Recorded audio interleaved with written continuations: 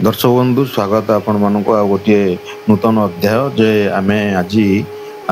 बज्जी पक्षी पालन बा रंग बेरंग जो पक्षी व्यवसाय विदेशी चढ़ई मानकर जो व्यवसाय आमे करबा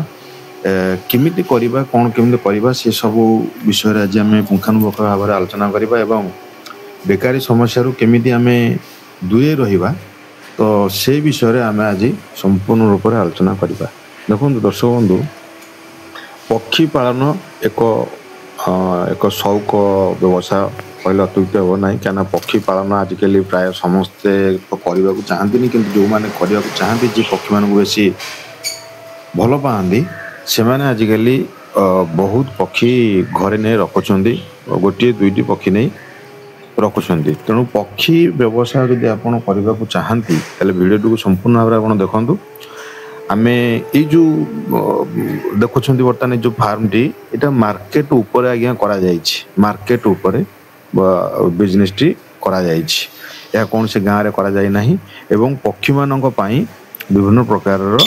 पंजुरी एवं तांकर घर ये सब कथा को नहीं करा जायछि। दर्शक बंधु मार्केट रे आमे एई चढ़ई रो बर्तमान आम पाखरे जो चढ़ई सब अच्छी या 200 टंका रू आरंभ करी 12,000 टंका पर्यंत बिक्री हो पार जड़े कॉलेज पढ़ी सारी थे हमारे भाई जड़े सी यही बिजनेस को करी से किसी करू नथिले तेणु नकरी पारी बेकार ही बोलुले एबे से बिजनेस टी करिसेंती एवं एबे आपण माने देखंतु जे किभली आपण व्यवसाय करिवे किभली रक्षणाबेक्षण खाया केमती देवे छुआ केते दियंती केते लाभ हुए केते टंका आरंभ करिवे ए सब कथा गुडी को आज्ञा आमे वर्तमान आलोचना करबा। देखंतु पक्षी पालन रे आपण सदा सर्वदा आपण पाखरे औषध रखिथिबा आज्ञा काहे ना रोग हबो एवं रोग हले पक्षी आपनकर मरिबे लॉस हबो आउ ग्रीष्म ऋतु रे खास करी तांको पई आपण उत्तम वातावरण करबा को पड़िबो पुनी कोन खाया को देबे ना आप आपल दे पारे पिजुली कदली आप किसी भी दे पारे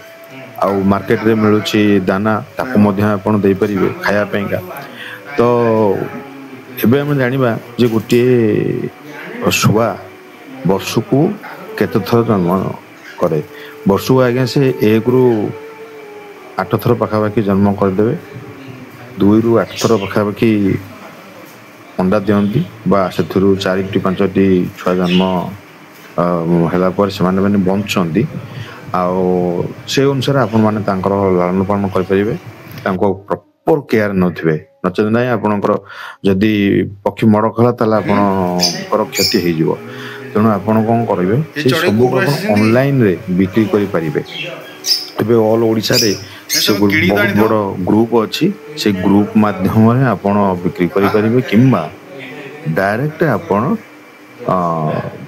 जे माने किनिया पे आग्रही आपण तांको बिक्री करि परिबे। एबे हम जानिबा जे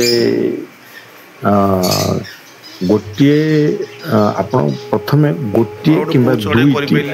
दुईटी प्रजाति रो छुआ जेकोन से काम करंतु आपण प्रथमे छोटरू आरंभ करंतु जदि आपण छोटरू आरंभ न करिवे ताले हठात आपण जदि बहुत बड़ा आकार सेटअप करिवे आपनकर लॉस होई पारे तबे आपण कोन करिवे वर्तमान प्रथमे निजे एक पालन करंतु गोटिए पिंजरा पंजुरी जोटा कि आपन को कम पड़ी जिवो 1000 रु 1500 भितर पड़ी जिवो एवं तार गोटे काठर गोटे घर किंबा दुईटी करंतु दुईटी प्रजाति रो प्रथमे रखंतु सेतुर आपण अभिज्ञता हासिल करंतु जेते बेले आपनकर चढ़ई बा पक्षी पालन अभिज्ञता हो सार आपण धीरे धीरे करी ताकू बढ़ेबे आ दर्शक देखंतु मु तो केबेले भी आपण मानू कहबी नाही जे एहा आपण मानकर एक प्राथमिक व्यवसाय हेबो आपण एथुरु घर चलाइबे ना मु एटा आपण मानू केबे भी रेकमेंड करबिनी केवल एहा आपण मानकर एक शौक एवं आपण को एक रोजगार देई परिबो केमती रोजगार दे परिबो हिसाब करंतु आज्ञा ये जो चासी भाई जनक आमर करिसंती आमर से कॉलेज रे पढुले आम ठार बहुत सान से भाई जनक बेकार है बोलुले एबे से कौन करिसंती ना ये पक्षी पालन निजे घरे करुले